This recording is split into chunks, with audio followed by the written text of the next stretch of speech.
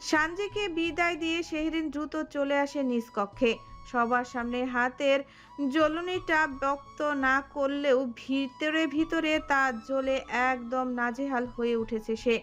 আজকে কিচেনের ছোটখাটো দুর্ঘটনা এটা। ইলিশ মাছগুলো ভেজে গরম প্যানটা নামাতে গিয়ে ঘটেছে বিপত্তি। যদিও সে শাশুড়ি মাকে বলেছিল নামাতে ভয় করছে, মিসেস নাজনীন কথাটা খুব একটা আমলে না নিয়ে স্বাভাবিক কণ্ঠে বলেছিলেন, নামানো খুব একটা কঠিন কিছু নয়, সব কিছুতেও ভয় করলে হবে কি করে? ব্যাস তারপরে আর কোনো কথার সুযোগ থাকে না। নিজ চেষ্টায় তেলে পোড়া প্যানটা নামাতে গিয়ে লেগেছে ভালো মতো আঁচ। সবার সামনে নীরবে হজম করে আসলেও সানজির কাছে ঠিকই পড়েছে ধরা। শেহরিন একটা বলে পানি নিয়ে ব্যালকনিতে গিয়ে বসে। ওষুধ লাগানোর চেয়ে ঠান্ডা পানিতে হাত ভিজিয়ে রেখে বেশ আরাম পাচ্ছে সে। কিন্তু হাত একটুখানি পানি হতে তুললেই মনে হচ্ছে নতুন করে আঁচ লেগেছে আবার। ব্যালকনিতে বসে নানান ধরনের সবুজ গাছপালা আর অদূরে ছোট ছোট পাহাড়ের মতো কিছু একটা চোখে ভাসে তার। চট্টগ্রাম শহরটা এই কারণেই শেহরিনের এত পছন্দ। সবুজ প্রিয় একটা শহর, যেদিকেই চোখ যায় শুধু সবুজ আর সবুজ। দক্ষিণের এই ব্যালকনি হতে প্রকৃতির ভিউটা বেশ উপভোগ করা যায়। মৃদুলা বাতাস, সেই সাথে মিষ্টি পাখির ডাক, গোধূলির স্নান আলো, সব মিলিয়ে মন ভালো করে দেওয়ার জন্য একদম উপযুক্ত। প্রায় 1 ঘন্টার মতো বসে থেকে চোখ জুড়ানো শেষে উঠে পড়ে সে। হাতটা ঠান্ডা পানি হতে তুলে খানিকক্ষণ চোখে মুখ কুঁচকে ব্যথা নিবারণ করে নেয়। অতঃপর নরম কাপড় দিয়ে মুছে ঘরে এসে এদিকে ওদিকে ঘুরঘুর করে। সন্ধ্যা হতে এখনো বেশ খানিকটা দেরি। 7টার সময় আজান দিবে, অথচ এখন বাজে মাত্র 6টা 5। কি করবে নববধূ ভেবে পায় না। সানজি আপু, তাসিন যে যার কাজে ব্যস্ত। দুজনের একজন থাকলে তাও সময়টা কাটাতে পারত। অল্প কিছু ক্ষণের ভাবনায় শেহরিন একটা উপায় পায়।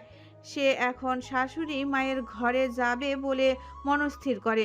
হোক মানুষটা রাগী, একটু ভাব করলে নিশ্চয়ই তাকে আদর করবে, অনেক গল্প করবে তার সাথে বসে বসে। মুখরেখায় প্রফুল্লতা টেনে এনে আদুরে মেয়ে ছোটে আদর খেতে। সিঁড়ি হতে নেমে সোজা পশ্চিম পাশের বড় ঘরটার দিকে চলে যায়। কিন্তু কক্ষের ভেতরে পা দেওয়ার আগেই কানে ভেসে আসে তার শাশুড়ি মায়ের কথা।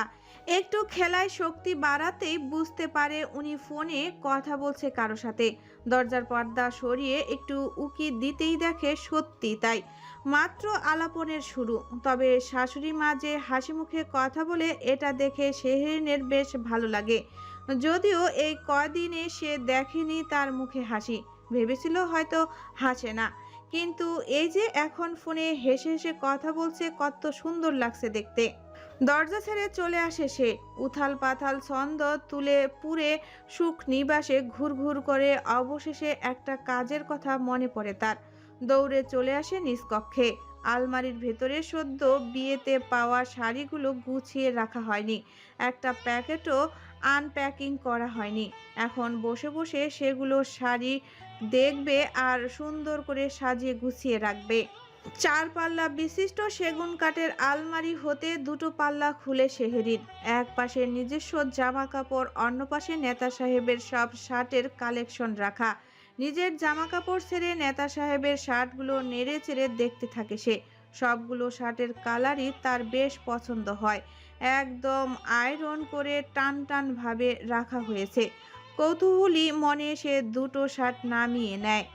ডান হাতে হালকা আকাশি রঙা একটা শার্ট, অপর হাতে 4 কলা রঙের। আয়নার সামনে দাঁড়িয়ে নানান ভঙ্গিমায় সে নিজের গায়ের সঙ্গে 2টো শার্ট মিলিয়ে নিয়ে দেখতে থাকে। কিছু সময়ের দেখাদেখি শেষে সে ঠিক করে আকাশি রঙা শার্টটা এই মুহূর্তে সে পরিধান করে দেখবে।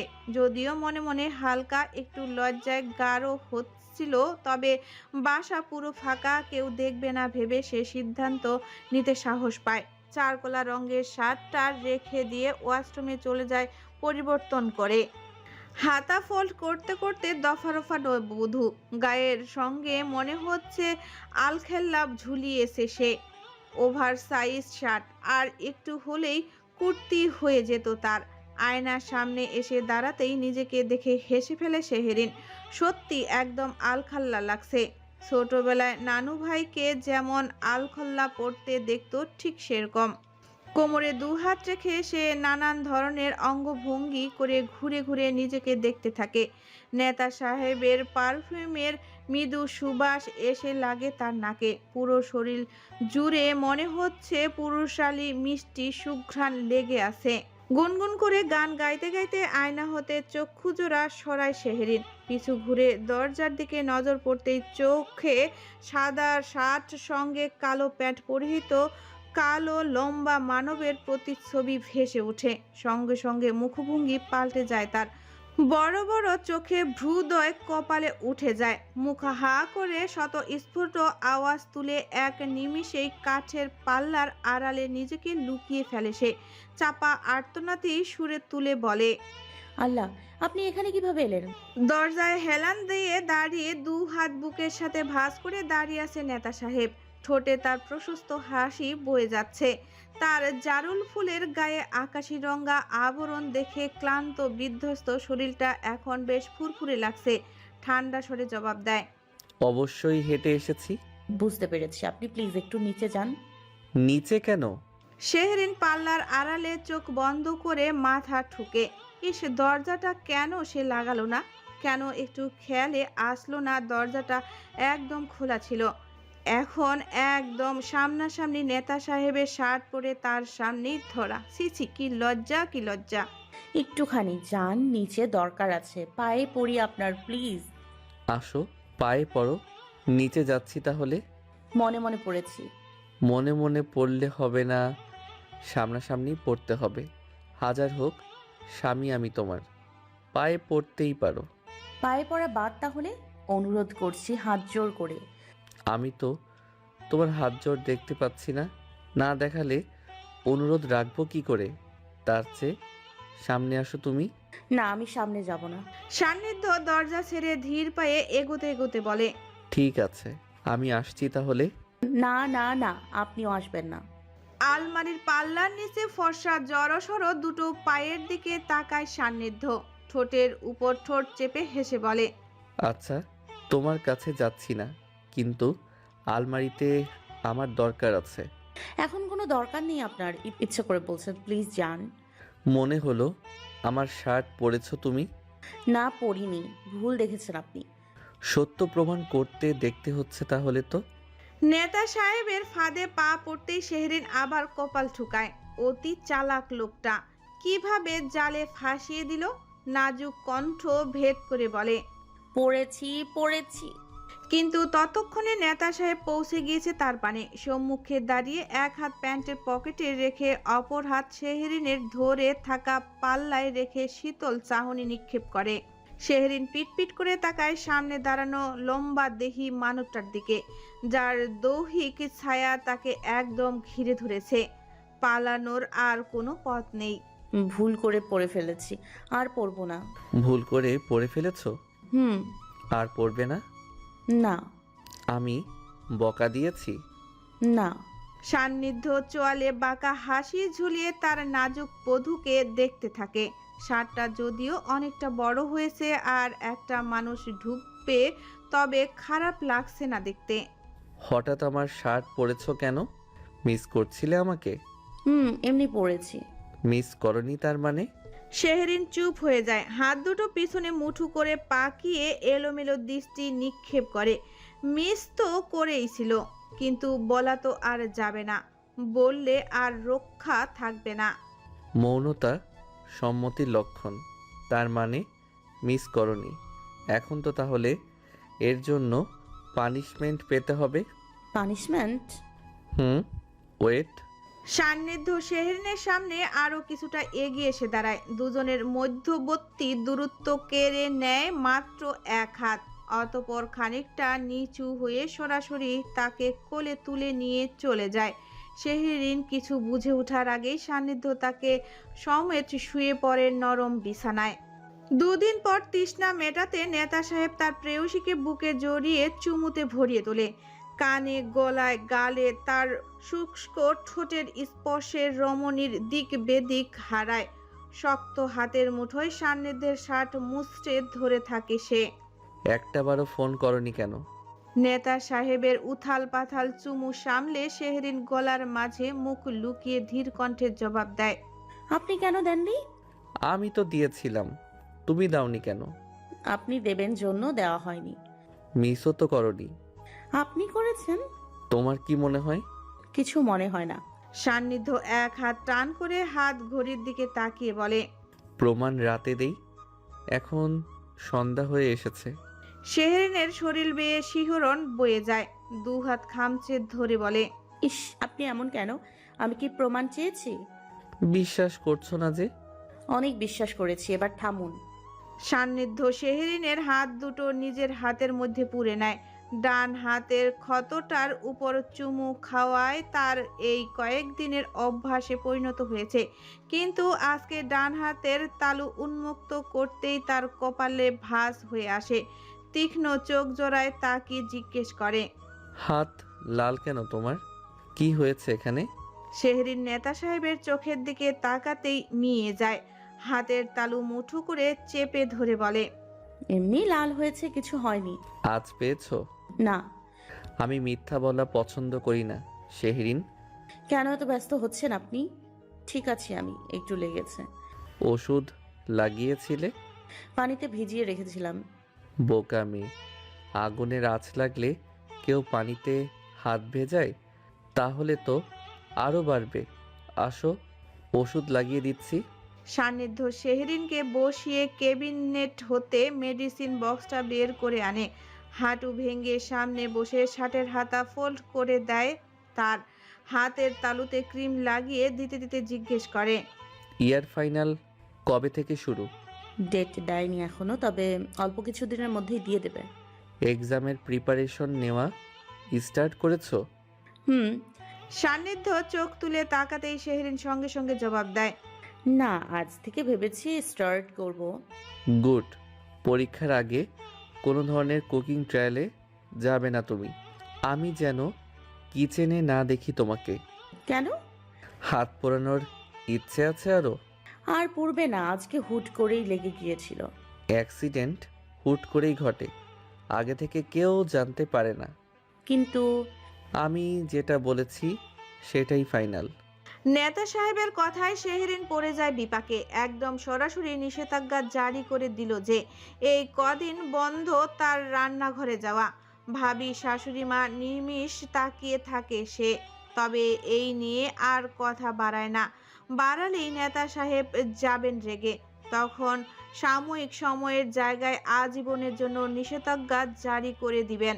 চলমান কথার প্রসঙ্গেও পাল্টাতে সে নরম সুরে বলে। আপনার না রাতে আসার কথা ছিল? আমি রাতে আসবো বলেছিলাম কি? না। তাহলে? সানজি আপু? শেহরিন সানজির বলা কথা মনে করতেই অনুধাবন করে আপু বলেছিল সম্ভবত রাতে আসবে। তার মানে শিওর সে নিজেও ছিল না। আর সেটা ধরে নিজেই এদিকে এসে স্বামীর শার্ট ট্রায়াল দিতে শুরু করেছিল এই রমণী। না জানি উনি কখন থেকে এসে দাঁড়িয়েছিল। সে যে রং ঢং করছিল শার্টটা পরে সব বুঝি দেখে ফেলেছে। ইস, কি বোকা আমি। রাত 9:20 শহরের একটি অত্যাধুনিক ভবনের শীর্ষতম তলায় কনফারেন্স রুমে চলছে বেশ গমগমে আলোচনা। উচ্চ সুরক্ষা বিশিষ্ট এই ভবনটির নাম অ্যাকোয়াটিকা। কাচের দেওয়ালের ওপাশ থেকে দেখা যাচ্ছে চট্টগ্রাম বন্দরের অন্ধকার আচ্ছন্ন জলরাশি। দূরে পাহাড় চূড়ার জ্বলজ্বল করা লাইট হাউসের আলোর সাথে অসংখ্য জাহাজের নিয়ন আলোর প্রতিফলন। কনফারেন্স রুমের অভ্যন্তরীণ বেশ নানদিক সোয়ায় ঘেরা। লম্বা চকচকে পলিশ করা মেহগনির কাঠের টেবিলকে ঘিরে বসেছে কিছু প্রভাবশালী রাজনৈতিক ব্যক্তিত্ব। বাতাসে মিশে আছে ভারী গম্ভীরতা আর ডেভিড অফ ক্লাসিক ব্র্যান্ডের সিগারেটের সূক্ষ্ম গন্ধ। উপস্থিত নেতাকর্মীদের মাঝে কেউ কেউ ফিসফিস করে কথা বলছেন, তো কেউ বা গুরুত্ব সহকারে ফাইলপত্র ঘাঁটছেন। টেবিলের এক প্রান্তে জানালার পাশের সিটে বসেছে চট্টগ্রাম 2 আসনের সংসদ সদস্য সান্নিধ্য শাহজাহান খান। চেয়ারে একটু হেলান দিয়ে পায়ের উপর পা তুলে হাতের কোণে জ্বলন্ত সিগারেটের ধোঁয়া উঠছে তার। পরনে ধূসর রঙের শার্ট, সঙ্গে কালো প্যান্ট, স্লিভ গুটিয়ে রেখেছে কোনই বরাবর। গম্ভীর মুখরেখায় বেশ শান্ত চাহনি প্রতিফলিত হয়ে আছে। বৈঠকের মূল গুরুত্বপূর্ণ আলোচনা শেষ হওয়ার পর বর্তমানে চলছে ইনফরমাল আলাপচারিতা। জনপ্রশাসন মন্ত্রণালয়ের অতিরিক্ত যুক্ত মহাসচিব সহ প্রতিমন্ত্রী আসাদুল রেজা প্রস্থান নিতেই শুরু হয়েছে গত কদিন আগের সংসদের পাশ হওয়া বাজেটকে ঘিরে কথাবার্তা। চট্টগ্রাম ৯ আসনের সিনিয়র সংসদ সদস্য আনারুল আজিমের সুরক্ষিত দৃষ্টি কনিষ্ঠ এমপি মহোদয়ের দিকে। এতক্ষণ তিনি এই কথা তোলার অপেক্ষাতেই ছিলেন। বড় বড় মাথা দূর হতেই মোক্ষম সুযোগ লুফে নেন। কণ্ঠে ঈর্ষা মেশানো সুর তুলে বলেন, এমপি সাহেব, খুব কি দরকার ছিল হাটে হাড়ি ভাঙ্গার? আমরা সবাই নিজেরা নিজেদের মানুষ, জনসম্মুখে নিজেদেরকে প্রশ্নবিদ্ধ করাটা কি ঠিক? স্পষ্ট করে কথা বলুন। কি দরকার ছিল ওভাবে স্পিকারের সামনে গিয়ে সরাসরি বাজেট নিয়ে কথা বলার? জনগণ তো এর হিডিং মিনিং বের করে ফেলবে এখন। আপনি কি সীতাকুণ্ড ইকোনমিক জোন নিয়ে ভাগে কম পড়ার ভয় পেয়ে এই কথা বলেছেন? কক্ষের বাতাস হঠাৎই জমে যায়। সবাই থমথমে চাহনিতে একে অপরের দিকে মুখ চাওয়াচাওয়ি করে। সান্নিধ্য তীক্ষ্ণ নজরে আজিম সাহেবের দিকে তাকিয়ে ধারালো স্বরে বলে, আনোয়ারুল আজিম সাহেব, আপনি চন্দনাইশ লোহাগড়ার মানুষ হয়েও ভাগ শব্দটা খুব ইজিলি ইউজ করছেন। নিজস্ব সীমাবদ্ধতা ছেড়ে আমার এরিয়ায় নিয়ে আপনাকে ভাবতে বলেছে কে? মানে কি? এটা তো সাধারণ কথা, এত সিরিয়াসলি নেওয়ার কি আছে? আপনি আপনারটা খাচ্ছেন খান। অর্থমন্ত্রীকে বাজেট সীমিত করার কথা বলার কি দরকার ছিল? সীমিত বাজেটে কাজ হয়? বুঝতে পারছি না আপনার এত সমস্যা হচ্ছে কেন। আপনি তো কাজই করেন না। সীমিত বাজেট দিয়ে কি আর না দিয়ে কি? আজে বাজে কথা বলা বন্ধ করুন। আমি আজে বাজে কথা বলছি না। একটা কাজে হাত দিতে প্রয়োজনীয় বেশি অর্থ লেগে যায়। সীমিত বাজেটে কোনো ধরনের উন্নয়নমূলক কাজ করা সম্পূর্ণ করা যায় না, এইটি বুঝতে চাইছি আমি। সান্নিধ্য সিগারেট টেনে বাম হাতের আঙ্গুলের ভাঁজে রেখে মৃদু হাসে। স্থির গলায় বলে, সরি, আপনার উন্নয়নমূলক কাজ আমি গত 2 বছরে দেখিনি, বাট আমার জানা মতে 3টা প্রজেক্টের কাজে স্বাক্ষর করে রেখেছেন আপনি। সেসব টাকা কোথায়? করব, অবশ্যই সামনে করব। না তো বলিনি। আমি তো আপনার মতো আর বুলেট ট্রেন না যে ঝড়ের গতিতে ছুটবো। বয়স হয়ে গিয়েছে আপনার, পথ ছেড়ে এখন একটু বিশ্রাম নিন। আপনার কত লাগে? পেট ভরে না? 9 বছর ধরে ক্ষমতায় থেকে প্রোগ্রেসে গিলে আসছেন, পেট ফেটে ভুঁড়ি বের হয়ে আসছে, এরপরেও ভাগ নিয়ে কথা বলেন। কি কাজ করেছেন আপনি? আপনার এরিয়ার মানুষ এসে আমার কাছে অভিযোগ দেয়। আজিম সাহেব মুখ গম্ভীর করে সোজা হয়ে বসেন। হেয়ালি স্বরে বলেন, দুটো ভালো কাজ করেই নাম্বার নিচ্ছেন। নতুন নতুন আসলে সবাই তাই করে, পরে সব পকেট পড়তে শুরু করে। 2 বছর পার করছি, পকেট আমার এখনো খালি। আপনার মতো বাজেট মেরে খালে এতদিন 3টা বাড়ি, 2-4টা গাড়ি এমনি এমনি হয়ে যেত। ভাই, সৎ থেকে আমারও একই অবস্থা। সরকার যা দেয় সেটা দিয়ে মোটামুটি চলছে। আজিম সাহেবের মতো মেরে কেটে খেলে চাঁদের দেশে বাড়ি কিনে ফেলতাম নিষেধ। মৃদু হাসির গুঞ্জন উঠে মেয়র সাহেবের কথায়। তবে সেটা বর্তমানে উপস্থিত 7 জনের মধ্যে 3 জনের মুখে। বাকি 4 জন আমাবস্যার ন্যায় অন্ধকার মুখে ঢেকে আছে। আপনারা যেমন সরকারের টাকায় চলছেন, আমরা সেরকম সরকারের টাকাতেই চলি। এখন ব্যক্তিগতভাবে আমাদের যদি বাড়তি সম্পদ থাকে, সেটা নিয়ে তুলনা করলে তো চলবে না। এমনি হয়ে যেত। এসব বালমার্কা গীত শোনাতে আসবেন না, পুরনো হয়ে গিয়েছে। তলায় হাত দিলে কোনটায় বাঘের সম্পদ আর কোনটা সরকারের সম্পদ একদম ক্লিয়ার হয়ে যাবে। কাজের কাজ তো কিছুই করবেন না, এখন এসেছেন ভাগ নিয়ে কথা বলতে। আনারুল আজিম সাহেবের পাশে বসা আরেকজন নেতা আড়ালে হাতের উপর হাত রেখে শান্ত হতে বলেন। চোখের পাতায় আশ্বস্ত করে নিজ মুখ খুলে বলেন, দেখেন সান্নিধ্য সাহেব, কে কি করে জানি না, কিন্তু আমরা কাজ ঠিকই করি। জনগণের হক খেয়ে কি আর বড় হওয়া যায় বলুন? তবে অর্থমন্ত্রী অনুমোদিত নতুন বাজেট আসলেই বেশ সংকীর্ণ। আপনি যদি না বলতেন। কাজ শুরু করার সাথে সাথে সঠিক হিসাব লিখে রাখুন। ঠিকাদারদের সাথে নিজের ভাগটা কমান। মূল বাজেট হতে এমনি অনেকাংশে বেঁচে যাবে। আমি ওসব ভাগটাকে চাই না। সুশীলের গল্প শোনাতে এসেছেন? ধারালো দৃষ্টির ফাঁকে চোখ পড়ার আগেই চোখ সরিয়ে নেন তিনি। আনারুল আজিম সাহেবের হাত স্পর্শ করে তাকে কথা বলার জন্য উদ্যক্ত করে নিজে চুপ হয়ে যান। আরে ভাই, আমি তো শুধু বলেছি পসিটি নিয়ে কথা। এভাবে ডিরেক্ট অ্যাকসেপ্ট করা হচ্ছে কেন? আমি সমগ্র রিজিওনাল ডেভেলপমেন্টের কথা বলেছি। আপনি এটাকে পার্সোনাল অ্যাটাক বানিয়ে দিচ্ছেন কেন? আপনি মনে করছেন আমি শুধু আমার এরিয়ার জন্য লবি করছি? সান্নিধ্যর প্রধানতর গলায় স্বর রক্ষ হয়ে যাওয়া দেখে বয়োজ্যেষ্ঠ নেতা সাহেব নড়েচড়ে বসেন। পরিস্থিতি নিয়ন্ত্রণ করতে ধীর স্থির কণ্ঠে টেবিলে সামান্য আঘাত করে বলেন, আনোয়ারুল, তুমি জানো আমাদের চট্টগ্রাম 2 এবং চট্টগ্রাম 9 দুটি এরিয়ায় একে অপরের সাথে interconnected. Sitakunda economic zone success হলে চন্দনাইশ, লোয়াগাড়াতে ও বিরাট একটা কর্মস্থল সৃষ্টি হবে। অনেক ইউথরা চাকরি পাবে। এটা ভাগ নিয়ে নয়, সহযোগিতা নিয়ে কথা। না মানে আমি বুঝতে চাইছি, জনগণ মিডিয়া তারা তো ডিফারেন্ট ওয়েতে নিতে পারে বিষয়টা, সেইটা আর কি। জনগণ মিডিয়া? সান্নিধ্য তাচ্ছিল্যের হাসি হেসে জবাব দেয়, আপনি পার্লামেন্টে যান জনগণ মিডিয়াকে নিয়ে ভাবার জন্য, তাদের কথায় তেল দেওয়ার জন্য। বাট আমি সে কারণে যাই না।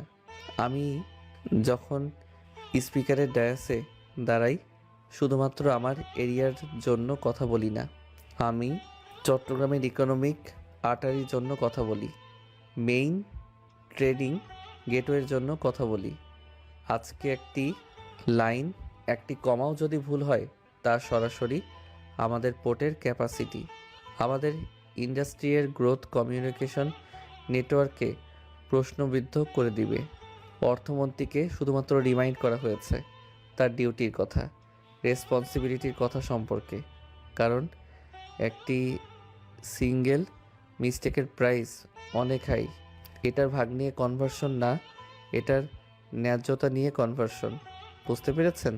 সান্নিধ্যের কথায় সহমত জানায় মেয়র সাহেব। মাথা নাড়িয়ে গম্ভীর আওয়াজে বলেন, সহমত। এটা পার্সোনাল ইগোয়ের ইস্যু নয়, এটা পিওর ন্যাশনাল ইন্টারেস্টের ইস্যু। আর একেই বলে ট্রু লিডারশিপ। আমাদের ব্যক্তিগত স্বার্থসিদ্ধি মনোভাব হতে বের হয়ে আসা উচিত। কামরুল হুদা কপাল কুঁচকে আনারুল আজিমের দিকে হেলে যান ঘাড় বাঁকা করে। ফিসফিস কণ্ঠে বলেন, আপনি ভাই আসলেই একটা মেয়াদর্তের নুনওয়াল। কি দরকার ছিল ভাগের কথা বলে এই ব্যাপারটাকে? কি দরকার ছিল ভাগের কথা বলে এই ব্যাটারে গরম করে তোলার? জানেনই এটা সুবিধার না, পুরো ঘেঁটে দিলেন মিয়া। এর মাথা ঠান্ডা থাকে কখন? ঠান্ডা থাকুক আর না থাকুক, কথা বলার একটা সিস্টেম আছে। আপনি শুরুতেই যদি এর মাথা গরম করে দেন, কাজ হইবে? বুঝি নাই। হুর মিয়া, কোনো কাজের না আপনি। কামরুল হুদা ফিসফিস কণ্ঠে কথা ছেড়ে প্রসঙ্গ পাল্টাতে অন্য উপায় অবলম্বন করেন। জোরপূর্বক মুখে হাসি টেনে বলেন, আচ্ছা থাক, এবার সব কথা ছাড়ি। এখন আর এসব বলে লাভ নেই, যেহেতু একে অপরের মধ্যে আর দ্বৈরথ সৃষ্টি না করি। তবে আপনারা কি জানেন আমাদের এই এমপি মহোদয় চুপচুপে বিরাট একটা শুভ কাজ সেরে ফেলেছেন? কি বলেন? সত্যি, এমপি সান্নিধ্যে শাহজাহান খান এখন বিবাহিত। আর এমপি মহোদয় সাহেব এত বড় কাজ সেরে নিলেন, আমরা জানলামই না। সান্নিধ্যের সামান্য ভ্রুধয় বাঁকা হয়ে আসে। কামরুল হুদা সাহেবের মুখরেখা সূক্ষ্ম দৃষ্টিতে অভিযাপন চালায় সে। অতঃপর দরজার সামনে টান টান ভঙ্গিতে দাঁড়ানো আসিফের দিকে এক পলক তাকিয়ে দৃষ্টি সরিয়ে আনে। তার মুখ খোলার আগেই কামরুল হুদা হেসে বলেন, আপনি লুকোচুরি খেলতেই পারেন, বাট আমি ঠিকই খবর পেয়েছি। তা বৌমাকে আমরা দেখবো না? বিয়ে করেছি জেনে শুনে, এইটুকুতেই এনাফ থাকুন। দেখে কি করবেন? আরে ভাই, আপনার বউ বলে কথা, দেখার আগ্রহ হবে না? হাজারো কত শত নারীর পছন্দের লিস্টে ছিলেন আপনি। ডিমান্ডই ছিল আলাদা। এই সব কিছু ছাপিয়ে কোন নারী জায়গা পেল? আমাদেরও একটু দেখার ইচ্ছে জাগে। যে ইচ্ছে জেগেছে তা মাটি চাপা দিয়ে ফেলুন। আমি দামি জিনিস সবার সামনে প্রদর্শন করতে হয় না। মেয়র সাহেব সহ প্রায় সবাই মাথা নিচু করে আলতো হাসে সান্নিধ্যের কাট উত্তরে ঠান্ডা গলায় বলেন, কথা খারাপ বলেনি। আমি দেখেছি খাসা আছে। শুধুমাত্র বিকৃতি দুটি শব্দ সান্নিধ্যকে জ্বালিয়ে দিতে এতটুকুই যথেষ্ট। এতক্ষণের নিয়ন্ত্রণিত মেজাজ তার স্ফুটলিঙ্গের ন্যায় দাপিয়ে ওঠে। উপস্থিত কয়েকজন মুখ হতে বিরক্তিকর ধ্বনি উচ্চারণ করে লিয়াকত আলীর কথায় আবারও পরিস্থিতি গরম করে দিল। সান্নিধ্য তার শক্ত হাতের মুঠোয় সামনে রাখা ভারী কাচের বড় গ্লাসটা চেপে ধরে। অগ্নিদৃষ্টিতে তাকিয়ে চোখের পলকে লিয়াকত আলীর মুখ বরাবর মারি ছুড়ে। জোরালো বেগে ছুটে আসা গ্লাসটা মুখের উপর এসে সরাসরি আঘাত হানে লিয়াকত আলীর। চোখ বন্ধ করে মুখ কুঁচকে ফেলে সে সঙ্গে সঙ্গে। ঠোঁটের উপরিভাগ থেতলে গিয়ে রক্ত বের হতে আসছে মুহূর্তেই। দুহাত মুখে চেপে ধরতেই অস্পষ্ট গঙ্গানি ভেদ হয়ে আসে গলা হতে। সান্নিধ্য শান্ত হও, ভুল বলেছে। সান্নিধ্য উঠে দাঁড়াতেই আসিফ এসে সঙ্গে সঙ্গে তার পিছনে দাঁড়িয়ে পড়ে। আনারুল সাহেব সহ সবাই সান্নিধ্যকে রুখতে ব্যস্ত হয়ে বলেন, সান্নিধ্য প্লিজ কন্ট্রোল ইউর সেলফ। কন্ট্রোলে ছিলাম জন্য আপনি নিজেও এখন দাঁড়িয়ে আছেন ঠিকঠাকভাবে, নয়তো ভাগের স্বাদ আপনাকেও বুঝিয়ে দিতাম। সবাইকে অগ্রাহ্য করে লিয়াকত আলীর কাছে এসে দাঁড়ায় সে। বসারত রক্তাক্ত লিয়াকত আলীর ঘাড় চেপে ধরে টেবিলের সাথে মাথা ঠেকিয়ে বিক্ষুব্ধ গলায় বলে, মা, তোর জিহ্বা টেনে হাতে ধরিয়ে দিব, জন্মের মতো জবান বন্ধ হয়ে যাবে। কলিজা বড় হয়ে গিয়েছে, ওয়েট কর, তোর কলিজা কাটার ব্যবস্থা খুব তাড়াতাড়ি করছি। সান্নিধ্য ভুল বলেছে, এবারের মতো ছাড় দাও, বুঝতে পারেনি। প্লিজ অস্থিতিশীল পরিবেশ সৃষ্টি না করি। এটা একটা কনফারেন্স রুম, একটু শান্ত হয় সবাই। কারো কোনো অনুরোধ কিংবা কথা কানে তোলে না সান্নিধ্য। শক্ত কাঠের টেবিলের পর পর কয়েকবার মাথা ঠেকিয়ে লিয়াকত আলীর দফারফা করে ফেলে সে। কপাল ফেটে টেবিলের গায়ে রক্ত লাগতেই উপস্থিত সবাই হতবিলম্ব হয়ে যায়। দাঁড়িয়ে না থেকে জোরপূর্বক টেনে সরিয়ে আনে তাকে। মোড়ে চাপে তো। আসিফ কামরুল হুদার দিকে তাকে বিরক্ত কণ্ঠে বলে, কথা বলার আগে ভেবে বলা উচিত। কোন সাহসে বাবাকে নিয়ে বাজে মন্তব্য করে? আরে ভাই বলছি তো, ভুলে বলে ফেলেছে। বলে এখন না বললে হয়? মানে? কিছু না, আছেন। সান্নিধ্য নিজেকে স্থির করে শ্রীগালিক দৃষ্টি নিক্ষেপ করে বলে, নেক্সট টাইম থেকে কেউ যদি আমার পার্সোনাল লাইফে আঙুল দেওয়ার চেষ্টা করে তাকে কেটে সোজা কুকুর দিয়ে খাওয়াবো। আর হ্যাঁ, কথাটা সবার জন্য প্রযোজ্য। আসি। লিলিহান শিখার উত্তাপ ছাড়িয়ে সান্নিধ্য প্রস্থান নিতেই সবাই ছোট করে দীর্ঘশ্বাস ফেলে। লিয়াকত আলীর দিকে তাকিয়ে কামরুল হুদা বলেন, হসপিটালাইজ করতে হবে তো। আপনি নিয়ে যান, এইসব কিছু হয়েছে আপনার জন্য। আমার জন্য মানে? আপনার কি দরকার ছিল বউয়ের কথা তোলার? বিয়ে করেছো ভালো কথা, অন্যের বউয়ের দেখার এত আগ্রহ প্রকাশ করতে হবে কেন? নিজের বউ দেখে পেট ভরে না? এখন সামলান যত সব। মেয়র সাহেব প্রচণ্ড বিরক্ত নিয়ে প্রস্থান নেয়। কামরুল হুদা অবাক দৃষ্টি মেলে আনারুল সাহেবের দিকে তাকিয়ে বলে, কিরে ভাই, এই পোলারে তো কিছুই বলা যায় না, যাই বলি সেটাই ভুল হয়। আপনি শুধু শুধু তখন আমাকে কথা শুনিয়েছেন, এখন বলছেন এই হ্যাডম দেখানোর নেতার কাজ কারবার। একে বাগে আনা সহজ না দেখছি। আগেই বলেছিলাম। রাত 10:30 সুখনিবাস। ব্যালকনিতে জ্বলছে স্টপ লাইট। মানি প্লান্ট সহ কুঞ্জলতা গাছের চিরল পাতার সবুজ আলোয় প্রতিফলিত হচ্ছে ফ্লোর জুড়ে। জানালা লাগানো পর্দার মাঝে শান্তি শান্তি একটা আবহ তৈরি হয়ে আছে বেশ। নির্মল প্রাকৃতির সুঘ্রাণ বয়ে বেড়াচ্ছে পুরোটা জুড়ে। কক্ষে আলো নেভানো থাকলেও স্টাডি ডেস্কে জ্বলছে ল্যাম্প, যা পুরো ঘরকে আবছা আলোয় ঢেকে রেখেছে। শেহরিনের মনোনিবেশ এই মুহূর্তে বইয়ের পাতার মাঝে। লম্বা সময় ধরে তার পড়াশোনা চলমান রয়েছে, এর মাঝে একটাবারও উঠা হয়নি। একটি জটিল টপিক শেষে আটকা পড়ে আছে বেশ খানিকক্ষণ হলো। সলিউশনের পথ পাচ্ছে না সহজেই। কলম নাড়াতে নাড়াতে সে একদিনে তাকিয়ে আছে কিভাবে সমস্যাটা সলভ করা যায়। চুলগুলো কিছুটা এলোমেলো হয়ে মুখের সামনে এসে পড়েছে। চোখ দুটোতে হালকা ক্লান্ততার ছাপ নেমে আসলেও বেশ সজাগ দৃষ্টি মেলে আছে বইয়ের পাতার ভাঁজে। সান্নিধ্য কক্ষে প্রবেশ করা মাত্র ব্যালকনিতে চলে যায়। ফোনে কথা বলায় ব্যস্ত সে। এতক্ষণ গলার স্বর উঁচুতে থাকলেও কক্ষে আসা মাত্র তা একদম নিচুতে নেমে যায়। অন্যদিকে তার অগোছালো রমণীর ধ্যান জ্ঞান এতটাই বইয়ের দিকে বিভোর হয়ে আছে যে সে বুঝতেই পারে না তার নেতা সাহেবের আগমন ঘটেছে কক্ষে। এক দৃষ্টিতে বইয়ের দিকে তাকিয়ে আছে তো আছেই। বেশ খানিকটা সময় কথা বলা শেষ করে সান্নিধ্য সরাসরি এসে শেহরিনের থিতনির নিচে হাত গুলিয়ে দেয়। মুখ উঁচু করে ধরে কপালে আদুরে চুমু এঁকে দেয় সযত্নে। হঠাৎ পুরুষালী স্পর্শে শেহরিন মৃদুভাবে কেঁপে ওঠে, কিন্তু নাকে পরিচিত ব্যক্তির পারফিউমের সুবাস পেতেই তার মন স্থির হয়ে যায়। চোখ উপরি পানে তুলে দেখে তার নেতা সাহেবকে। সান্নিধ্য পরপর 3টে চুমু এঁকে দেওয়া শেষে শেহরিনকে ছেড়ে দেয়। কাবার্ড হতে ফ্রেশ হওয়ার জন্য জামা কাপড় বের করে সোজা ওয়াশরুমে চলে যায়। চুপচাপ নীরব কার্য তার, কোনো বাক্য বিনিময় হয় না পরস্পরের। শেহরিন নেতা সাহেবের আদর পেয়ে মাথা নাড়ায় আলতোভাবে, হাতের কলম উঁচু করে ধরে বাইরের দিকে তাকিয়ে ধীর কণ্ঠে বলে,